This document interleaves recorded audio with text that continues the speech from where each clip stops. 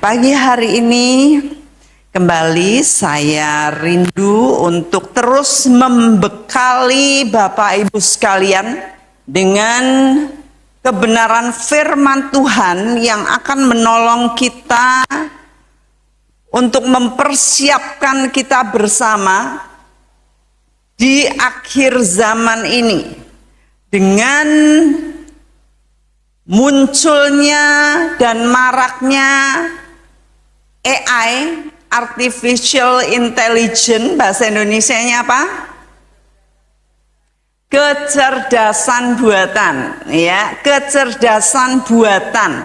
Jadi ada alat yang pakai HP atau komputer yang sangat cerdas tapi bikinan manusia, ya. Nah, dengan munculnya AI yang akhir-akhir ini sangat luar biasa, saya harus memperlengkapi umat Tuhan supaya kita nggak salah mana antara AI, mana antara Roh Kudus Tuhan Elohim yang telah saudara percayai. Saya harus membekali saudara baik-baik supaya saudara nggak salah, karena nantinya bisa sangat tipis sekali kalau kita nggak deket sama Tuhan, maka kita nggak ngerti iki janot Roh Kudus Tuhan tenanan opo ayo. Nah, saat saudara dengar saya baik-baik. Saat saudara ragu, saat saudara apa? Kalau saudara ragu, jangan ambil keputusan, jangan ambil tindakan. Ya, nanti saya akan berikan tuntunan lagi secara perlahan-lahan, tapi kita baca ayat nubuatannya, yaitu dari Matius 24 ayat 3 sampai 13. Saya minta nanti saudara membacakannya setelah saya. Kita bersaut-sautan, ya. Ketika Yesus duduk di atas Bukit Zaitun, datanglah murid-muridnya kepadanya untuk bercakap-cakap sendirian dengan dia. Mereka bertanya gini, katakanlah kepada kami, kapan, ya, bila manakah itu? Kapan akan terjadi kedatanganmu dan tanda kesudahan dunia, dan apakah tandanya?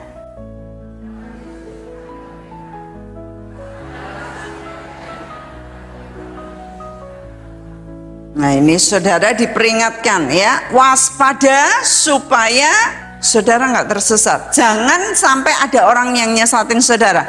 Sebab banyak orang akan datang dengan memakai namaku dan berkata, akulah Mesias. Dan mereka akan menyesatkan banyak orang.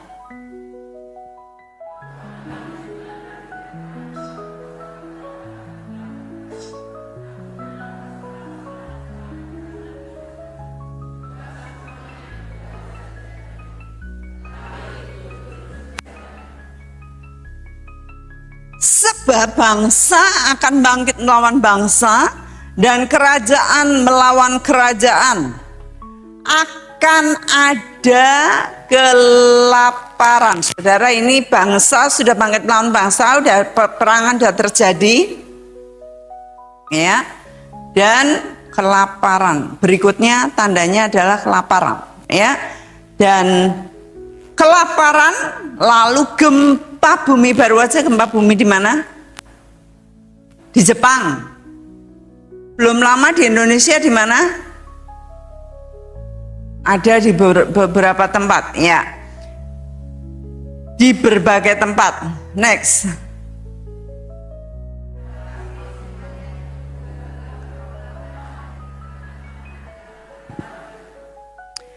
Pada waktu itu kamu kita, anak-anak Tuhan, akan diserahkan supaya disiksa, dan kamu, kita, yang nggak mau ngikutin tadi, akan dibunuh.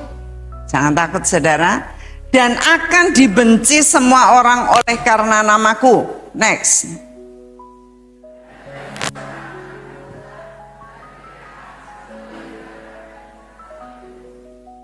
Dibilang dan banyak orang akan murtad.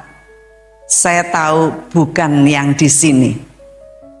Ya, banyak orang akan murtad karena mereka pilih jalan lebar. Saya yakin saudara pilih jalan sempit. Right? Banyak nabi palsu akan muncul dan menyesatkan banyak orang.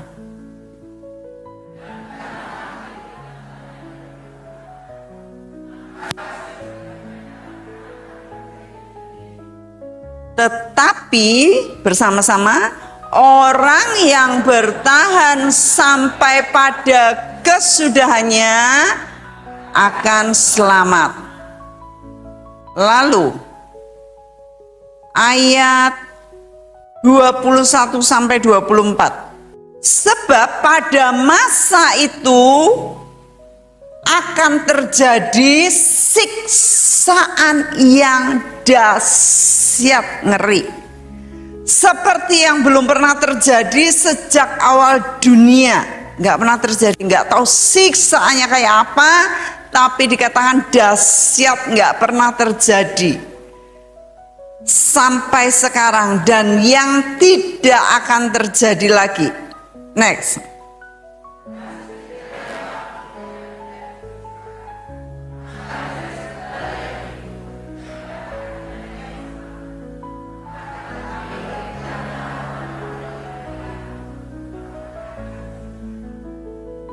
Itu harus digarisbawahi, dan saya selalu bilang berulang-ulang, karena orang-orang pilihan waktunya akan dipersingkat.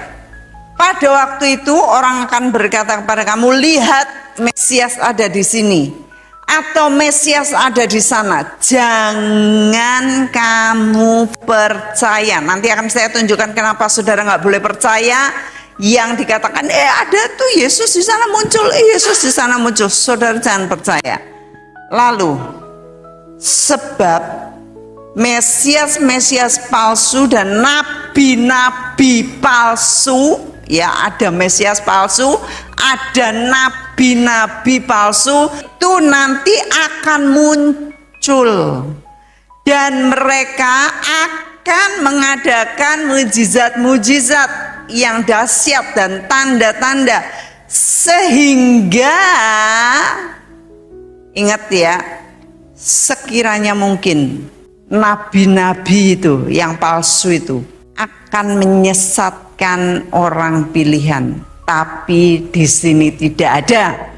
Nah, saudara, sekarang kedahsyatan luar biasa, yang mana sebagaimana saya sudah sampaikan bahwa gereja pelayanannya sekarang sudah menggunakan chatbot AI, ya, sudah pakai semua perlengkapan modern, canggih, dan mereka nampaknya luar biasa. Tapi kita perlu belajar, kita perlu discernment, membedakan apakah itu dari Roh Kudus, apakah ngajar, apakah cuman entertainment, pertunjukan ibadah. Ya, saudara akan tahu perbedaannya gegap gempita yang duniawi, dan apakah itu menjiwai ada Roh Kudus di sana. Jangan kita cepat keblinger dengan gegap gempitanya teknologi yang masuk di gereja. Ya. Nah, kemajuan teknologi juga sudah mengurangi beban kerja manusia. Sebagaimana saya sudah sampaikan ya waktu lalu, robot-robot udah bermunculan. Ya, saya ingin tunjukkan ada robot pembantu. Sekarang ada robot pembantu. Jadi udah nggak usah bayar pembantu, nggak usah sakit bulanan, nggak usah nanti jemput anaknya sekolah, nggak usah alasan kesleo masuk angin, karena robot ini tidak perlu minum tolak angin dan antimo. Mari kita lihat si pembantu mesin ini. Nah, suaranya nggak ada ya emang ya. Nah ini bikin kopi, jus, masak telur, walaupun nyeploknya masih belum nanti diperbaiki ya, masih berantakan. Layani, bikin salad. Ini sudah ada segala. Nah, ngerasi ini, ngemocengi. Oh, TV-nya digemocengi. Nyuci, mesin cuci.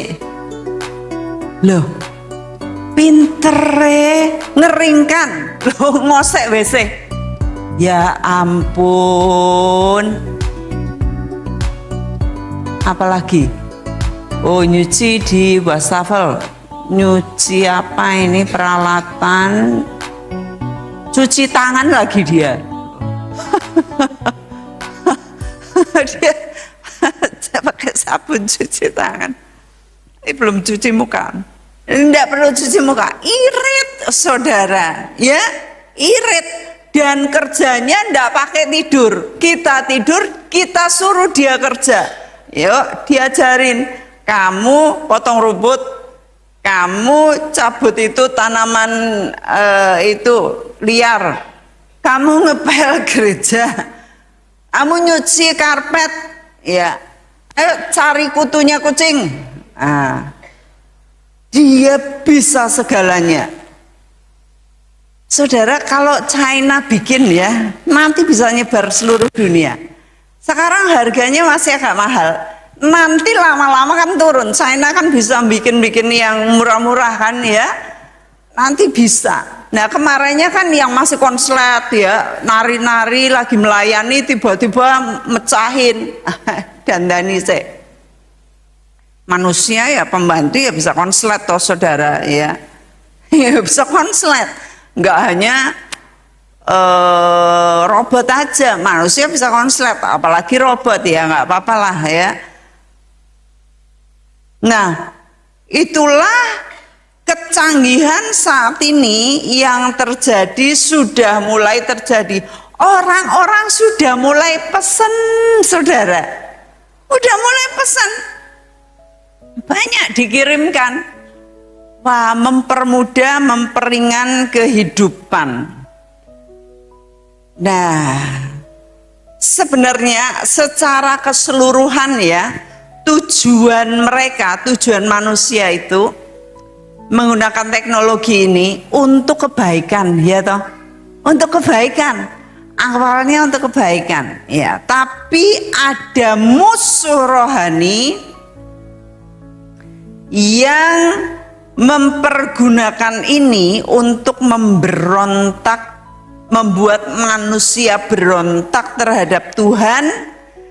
Sehingga mereka menggunakan segala cara yang tersedia untuk digunakan sebagai alat kejahatan. Kita lihat sekarang HP yang harusnya awalnya sebagai alat komunikasi, sekarang bisa dipakai untuk kebohongan.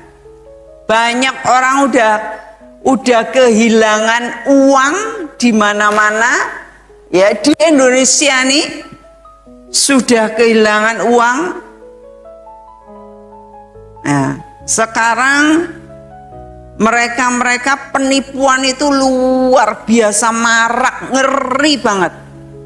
Saudara bisa diintimidasi sedemikian rupa Sehingga saudara takut dan saudara harus menyerahkan uang. Ada ya anak Tuhan, dia ikut pelayanan, dia penyumbang donatur gereja yang lumayan besar, dia pendoa, puasa. Ini seorang istri punya anak udah lumayan besar, anaknya udah hampir kuliah waktu itu. Lalu dia satu kali dihubungin seseorang dan orang itu menjanjikan uang balik. Dan orang itu bilang, ya saya lagi kesangkut ini di imigrasi di Malaysia, saya akan ke Bali dan nanti saya akan menyerahkan semua uang yang memang ada, semua surat-suratnya lengkap, bagus sekali, ada toknya ya, apa semuanya. Saya nggak bisa karena saya ditangkap, kamu bisa kirimkan uang segini ya, 1,5 juta, tapi kembalinya nanti banyak gitu. Dia kirimkan, lalu ngomong lagi, ini karena begini-begini, urusan begini-begini, ini imigrasi minta lagi 8 juta. Dia pikir-pikir, oke lah 8 juta, kirim lagi, dikirim lagi. Wah, ini saya hampir ini pesawat, sudah siap nih, mau ini pesawat, tapi saya ini lagi, dan semua alasannya itu masuk akal. Dikirim lagi. Kirim sampai ini wanita keruk semua dia punya deposito, simpenan di bank, tabungan semua sampai sudah 1,5 M ceritanya. 1,5 M. Anaknya sepatunya rusak, sepatu sekolah itu mengap, ndak dibeliin. Tapi uangnya dikeduk, terus dikirim ke orang itu.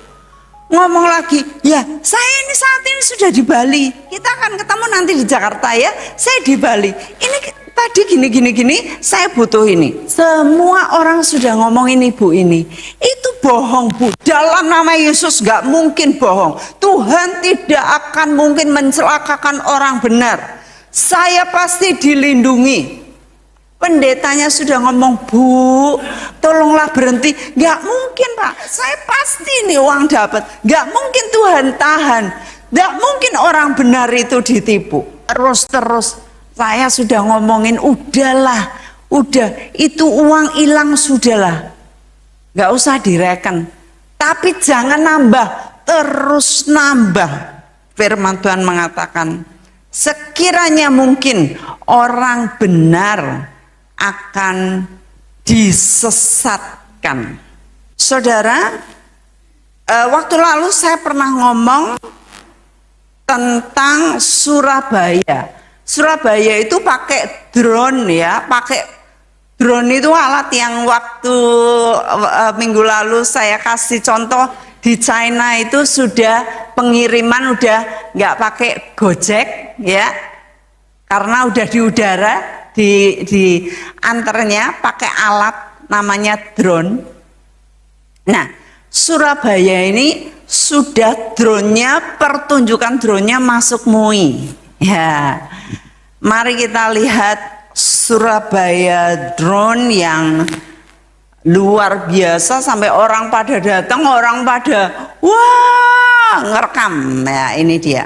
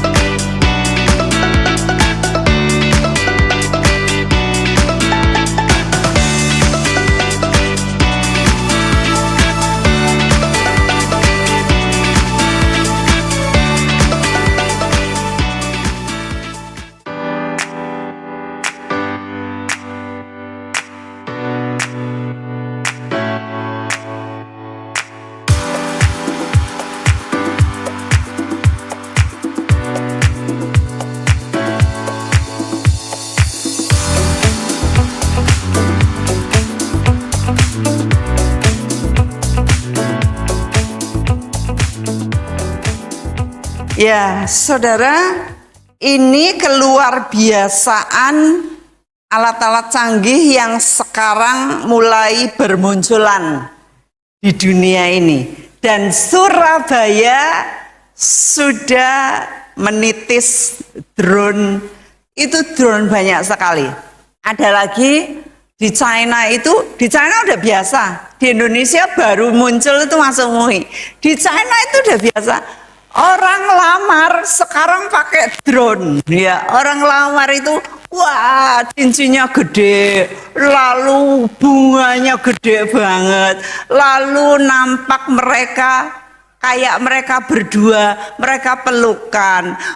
Yang pria agak jongkok ngasih cincin. Itu semuanya pakai drone. Nah, ini baru drone ya. Kita wow gitu.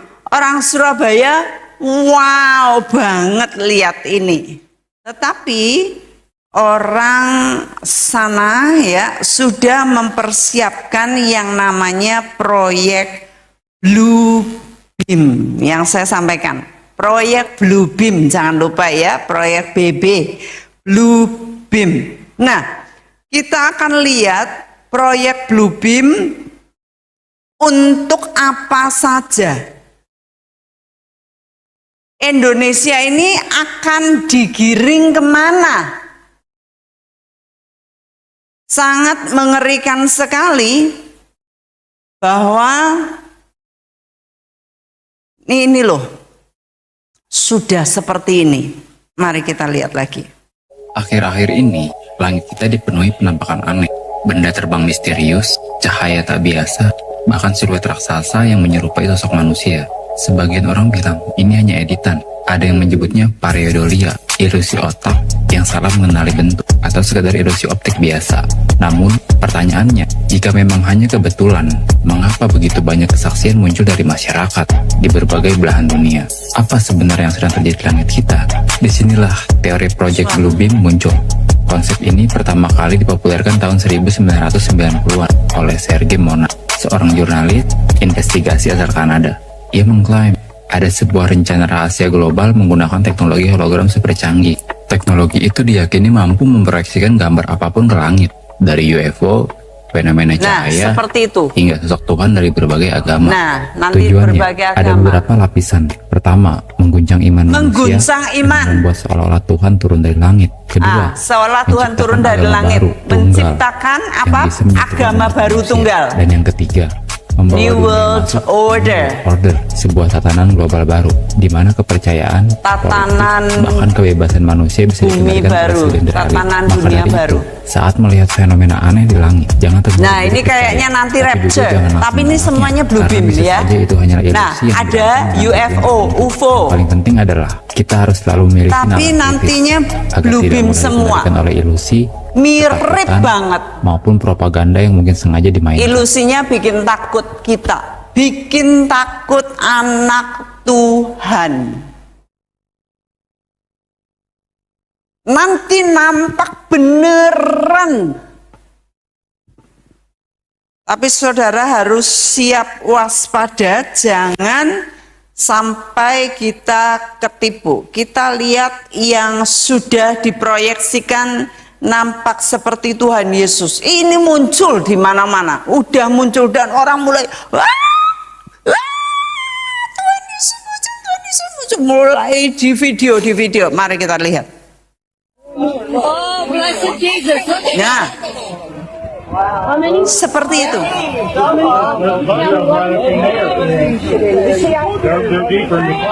Ya.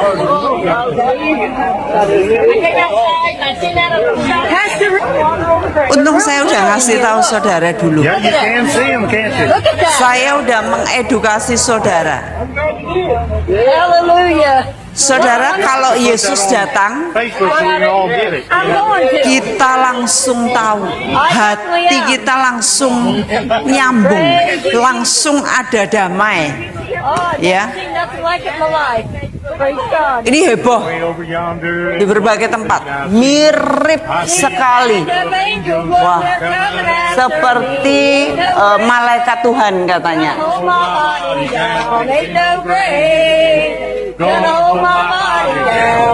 Mereka mulai bilang, wah, orang-orang akan bangkit dari kubur ya, dan sebagainya. Ada fotonya lagi, Tuhan Yesus di awan-awan. Nah, ini dia.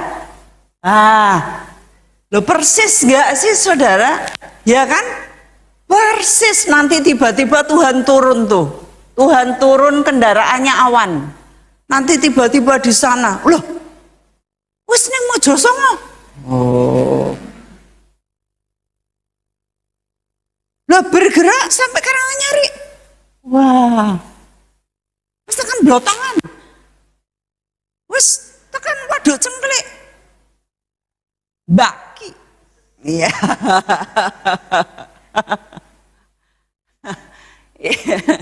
Saya heran, tulisannya Baki, kok bacanya Baki. Blotongan, kok Blotongan. Nah, saudara, itu yang akan terjadi. Saya udah ngomongin saudara, nek ono pemunculan kayak gitu, terus no mak empecel. Terus no ben kabeh ribut. Aku gak usah mbok urus. Wah, ada UFO. Wah, ada piring terbang, piring ora terbang agak aku. Jangan percaya, semuanya itu hanya bohong-bohongan untuk mengalihkan iman saudara. Nah, saudara, itu pertama bikin heboh iman. Ya, itu bikin heboh iman. Nanti akan muncul propaganda, muncul tawaran-tawaran, muncul kemudahan. Sekarang udah ada kemudahan, sudah ada. Loh, saudara pikir, wah enak, anakku rasa nggo bekal, aku rasa tangi esuk, aku rasa masake goreng kendok. Aku rasa nyiapke apapun, mewaspadai yang akan terjadi. Waktunya tinggal 4 tahun. Saya bikinkan videonya ya, karena itu saya dapat dari IG-nya Alegrung, tetapi hanya slide. Sekarang saya bikinkan videonya mengenai kiamat uang tunai. Nah, ini saudara sudah dirancang di Indonesia. Proyeknya namanya proyek Garuda. Banyak kita nggak ngikutin karena kita nggak baca secara detail. Tetapi nanti tiba-tiba terjadi, loh aku kurang ngerti, sudah ada. Tetapi karena kita tidak tahu, seperti misalnya saudara punya IG ya, saudara punya medsos, saudara punya media sosial. Di HP saudara mungkin ada FB, Facebook, ada Instagram, ada TikTok, ada apa lagi? Ada macam-macam lah ya. Nah, saudara kasih foto saudara, atau saudara ada WhatsApp ya. Saudara kasih semua informasi saudara, foto saudara lagi belanja, foto rekening saudara, foto tagihan saudara, foto keluarga saudara, foto rumah saudara, foto alamat saudara, foto mobil saudara, foto anak-anak saudara, cucu saudara, semuanya dikumpulkan semuanya oleh AI, dikumpulkan. Data saudara dikumpulkan. Nah, di Instagram sudah ditulis mulai Desember nanti, nggak tahu tanggal berapa ya waktu itu, kayaknya tanggal 14, let's say katakan tanggal 14 Desember tahun 2025 kami akan mengumpulkan data saudara, semua foto saudara dan data saudara dan unek-unek saudara semua masuk ke brankas kami, ya istilahnya cloud. Mereka nyimpannya dikatakan di awan-awan, ya. Ini kami kumpulkan, suatu hari akan muncul semua untuk menuduh saudara. Nah, tapi saudara kan nggak baca bahwa ada peraturan itu. Saudara nggak baca. Saudara hari-hari itu pasang status di WA saudara, tapi semua dikumpulkan oleh mereka. Ya, nanti suatu hari akan nuduh saudara. Ya, makanya saya nggak WA kantor, nggak ada pasang status, nggak ada. Kami lagi jalan di mana ya, lagi makan apa, kami lagi ini dan itu, kami nggak pasang. Nah, semuanya dikumpulkan, nanti suatu hari akan menjebak kita, saudara-saudara yang suka pamer. Ya. Di jam baru dipamerkan di status, lagi jalan-jalan pamer, potong rambut pamer, tuku mas-masan pamer. Opo ae dipamerke. Mungkin saudara nggak mempelajari, saya juga nggak mempelajari, tapi ada sedikit informasi yang saya dapatkan dan saya pingin saudara belajar apa yang akan terjadi di Indonesia dan di dunia. Let's go.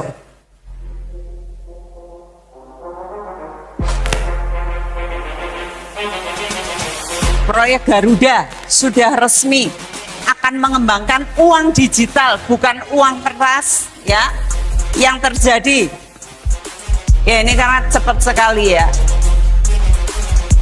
Selama uang tunai ada, saudara nggak kelihatan kemana saudara pakai. Tapi sekarang sudah mulai akan. Nah, batasnya 2030.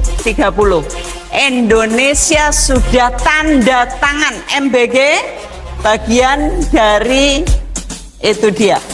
Ibu Mulyani sudah jadi dewan di pusat sana. NIK saudara KTP sudah tersambung. Nah, tertarik dengan MBG? Ya, sisanya 4 tahun, waktunya cepat sekali. Nanti orang nggak sadar, wah udah telat. Semua orang nanti sadar kalau udah telat.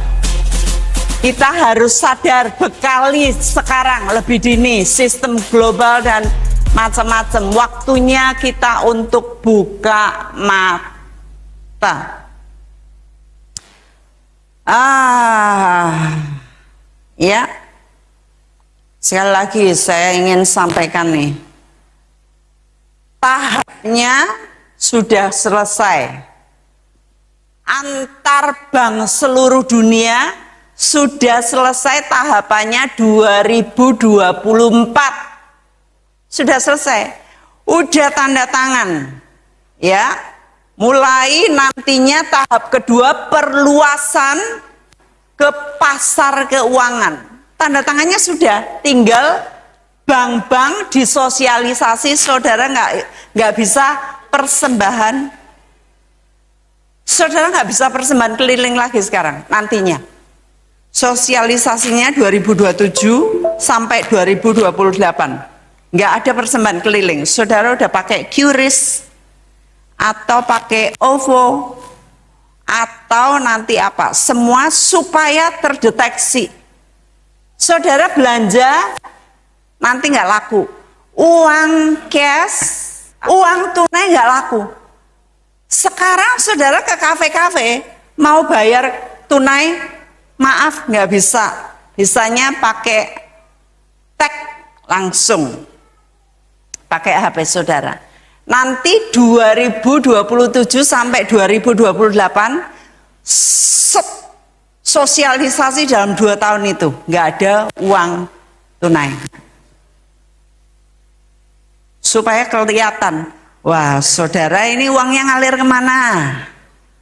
Ya, lalu 2029 sampai 30 sudah integrasi penuh, udah nggak bisa lagi. Kita punya 4 tahun dan Indonesia diberi nama proyek Garuda. Wah, gagah ya. Nah, ini Global Digital Compact sudah ditandatangani tahun berapa? Oke.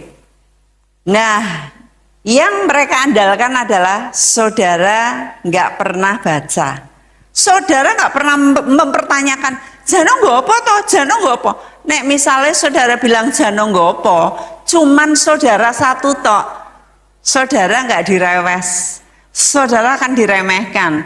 Tapi kalau banyak orang moh gitu misalnya, ya itu tapi harus kekuatan yang sangat kuat sekali, nggak bisa. Mau nggak mau kita harus ngikut. Makanya firman Tuhan berkata, jangan sampai kita disesatkan. Jangan sampai disesatkan. Iya, sistemnya udah dibangun. 2030 itu bukan angka yang acak. Sudah jauh-jauh puluhan tahun, bukan hanya kemarin 2024, tapi itu sistemnya udah dibangun di tahun 1900-an. Beberapa banyak anak-anak muda belum lahir. Sistemnya udah dibangun lama sekali. Sekarang ini agendanya baru diaplikasikan, diejawantakan, diwujudkan. Dan ini adalah agenda New World Order, tatanan dunia baru. Jadi Indonesia sudah tanda tangan dong, udah ya, udah ngikutin ya. Ini dikatakan sebagai reformasi sistem keuangan dunia. Dan Indonesia berjanji untuk mengikuti kebijakan dunia. Indonesia nggak nolak. Begitu ngerinya ini sistem dunia global kalau kita negara-negara dunia nggak ikut. Nah, saudara-saudara kita digiring supaya kita tergantung kepada pemerintah. Karena apa? Sudah ada robot. Lapangan pekerjaan sulit. Saudara cari kerja, mau isone apa? Saya yo iso iris-iris, iso ngisai, iso mepe, iso blonjo. Oh, sekarang nggak butuh. Maaf ya, sudah ada robot. Ya wes, kalau gitu saya mau kerja di kantor. Semua sudah ada robot, maaf ya. Saudara pengangguran, saya nggak mau saudara di sini. Ini secara umum manusia akan jadi pengangguran. Ya wes aku isone nyupir. Waktu lalu saya sudah kasih lihat kan, mobil sekarang driverless, nggak ada sopirnya. Taksi nggak ada sopirnya. Gojek pakai drone, loh. Jadi nanti saudara yang tidak bisa bekerja lagi, saudara bisa ngadong. Saudara bilang, wah enak ya. Aku rasa kerja, aku bisa ngadong tiap bulan aku dapat jatah. Wah, saudara pikir itu enak. Makanya mulai sekarang tanam-tanamlah saudara. Omahku cilik. Hidroponik ya, supaya saudara bisa kasih makan diri sendiri, nggak tergantung kepada yang lain. Sekarang saya mau kasih contoh ya. apa yang terjadi jikalau dunia ini mengadakan suatu proyek. Kita udah pernah kena proyek kan tahun 2020 ya. Kita pernah kena proyek. Nggak tahu yang kena zong siapa aja di sini. Ya, kena prank siapa aja di sini. Nah, ini adalah suatu contoh di mana nantinya saudara kira-kira ngikuti nggak kalau yang lainnya pada melakukan itu. Saudara mungkin nggak ngerti apa-apa, nggak, loh kok kena apa ya kudu ngono ya, lah aku berarti kudu melu-melu ngono no. Nah, kita lihat contohnya adalah sebagai berikut. Girl is in a wild experiment and she doesn't even know it. She walks Ini into what perempuan looks ini like nggak a tahu normal waiting ya. room. Ini But ada the people around there, percobaan. they are actors. Nah, semua orang aktor, yang lain aktor. Every Yang time nggak the aktor beat cuman sounds, perempuan tadi yang stand up. masuk. She sits down, Dia relaxed, duduk. waiting. Yang lain aktor And then- ya.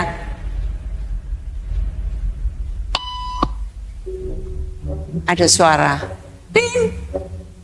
Everyone stands. Semua orang She freezes. berdiri. What Dia just bingung. happened? They sit back Duduk down lagi. calm like nothing happened.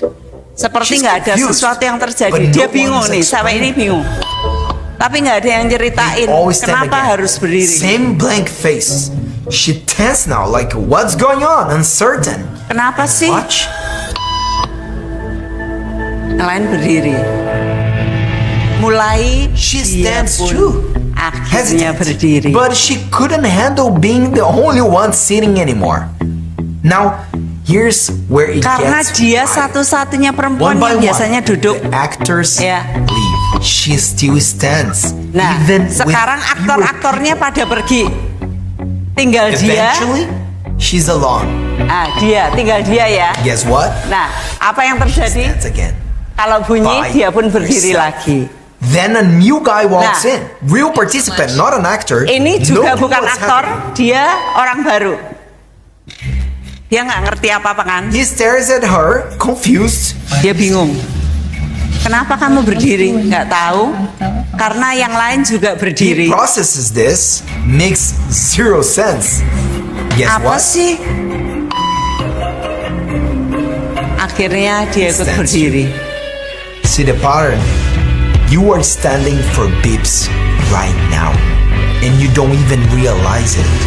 Doing things because others did that. Kalau saudara melakukan Because sesuatu karena yang that's lain just lakukan, what people do. itu dia. Stop. Look Stop. at what you do on autopilot. Ask, am I doing this Saudara because harus it's nanya, true, or because Apakah saya everyone harus else is? melakukan ini? Kenapa Think saya for harus yourself. melakukan ini? And don't let those random beeps Dan control you. jangan sampai If you're not falling, dunia, goodbye for now. But if you sistem do, cheers. You mengontrol are kita. right ahead of the game. Kalau saudara nggak tahu Getting out apa-apa, from autopilot. jangan sampai saudara dikontrol. Nah, selama itu tidak dimasukkan ke tubuh kita ini bait Roh Kudus, ya. Tidak ada seorang pun yang bisa memaksakan sesuatu yang ditaruh di dalam tubuh saudara. Pemerintah nggak punya hak atas tubuh saudara. Hanya Tuhan yang punya hak atas tubuh saudara. Saudara pakai helm, dimasukkan tubuh enggak? Tidak. Diapakan itu? Dicentel nih, ya. Saudara, saya sedikit mau ngomong helm ya ini. Saudara, kemarinnya minggu lalu kami pergi ke tengok kakaknya Ibu Ernike yang biasa datang ke sini duduk di atas, Ibu Ernike. Kakaknya pagi-pagi jam 5 naik brompit, gak pakai helm. Masih agak peteng, masih di area kompleks. Ada tukang sampah bawa gerobak sampah. jalannya sempit, papasan, entah kenapa ibu ini kena gerobaknya dan jatuh, kepalanya kena, berdarah, dijahit, bengkak, dan otaknya kena dan dia koma.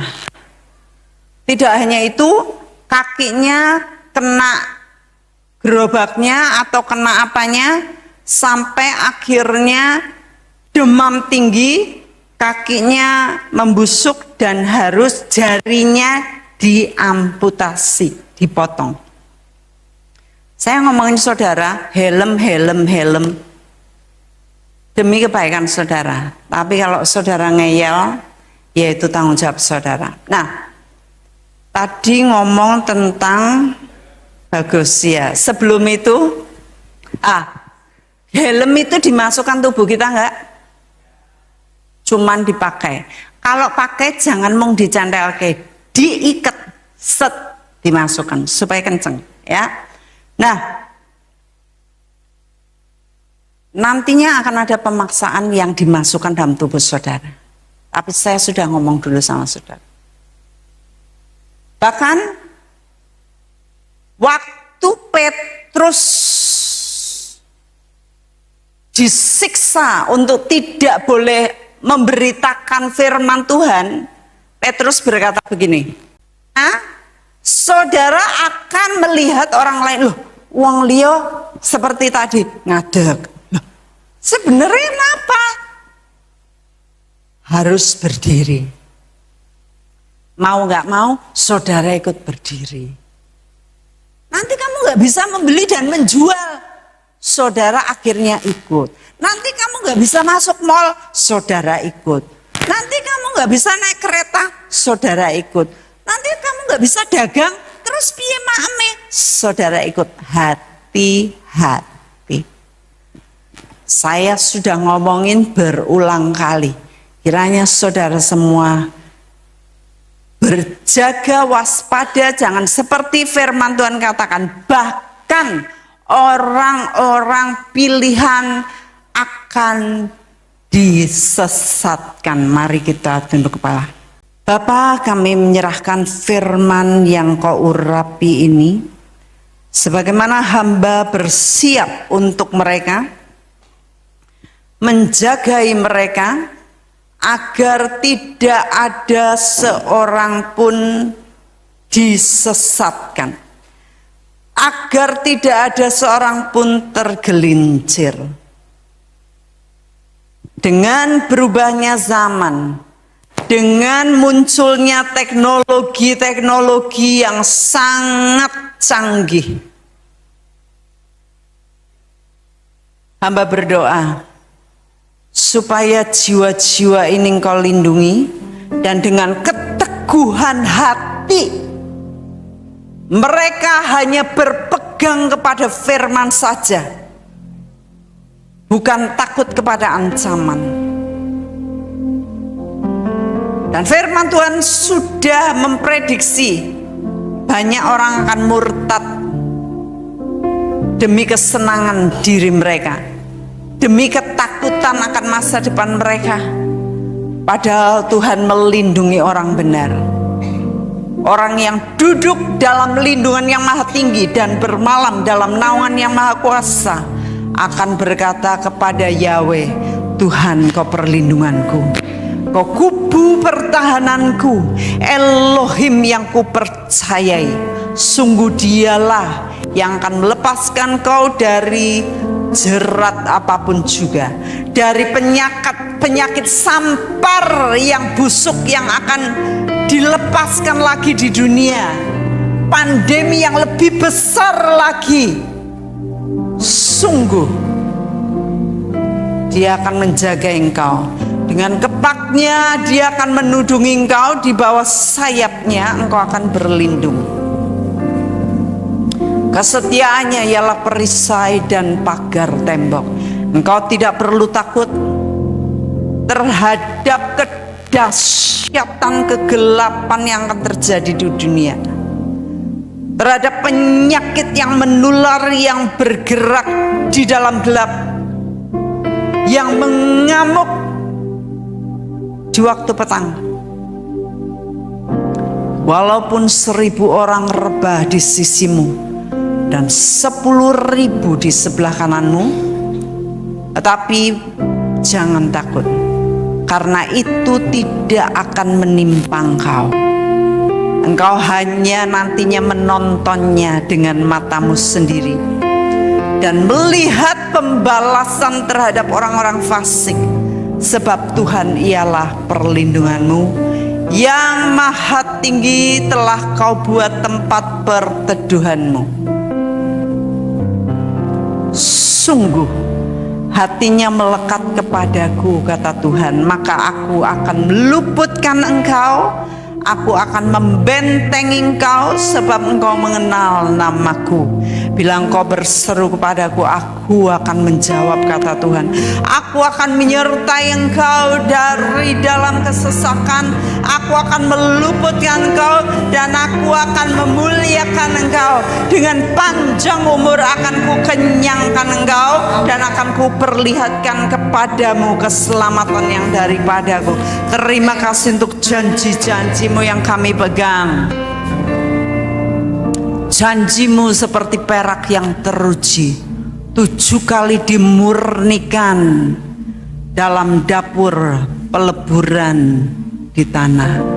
Kami pegang janjimu. Engkau mengasihi umatmu, engkau mengasihi kami. Tuhan, lindungi umatmu di tempat ini. Jangan ada satupun yang terpelecok, jangan ada satupun yang tergiur kalau mereka harus bertahan, kalau mereka harus kelaparan, kalau mereka harus melihat anak atau orang tuanya mati. It's okay, supaya mereka kuat hati, karena Dia yang menjaga kita setia, kita harus setia sampai akhir. Hamba titipkan firman ini kepada jiwa-jiwa yang berharga, kepadaku sebagai penjaga jiwa mereka, dan kepada mereka-mereka sebanyak-banyaknya yang dipanggil untuk menerima taburan firman ini. Ini termeterai dalam hati mereka, dan mereka akan ingat saat hal itu akan terjadi. I cover with the blood of the Lamb Jesus Christ. Darah Yesus melindungi kita semua. Haleluya. Amin.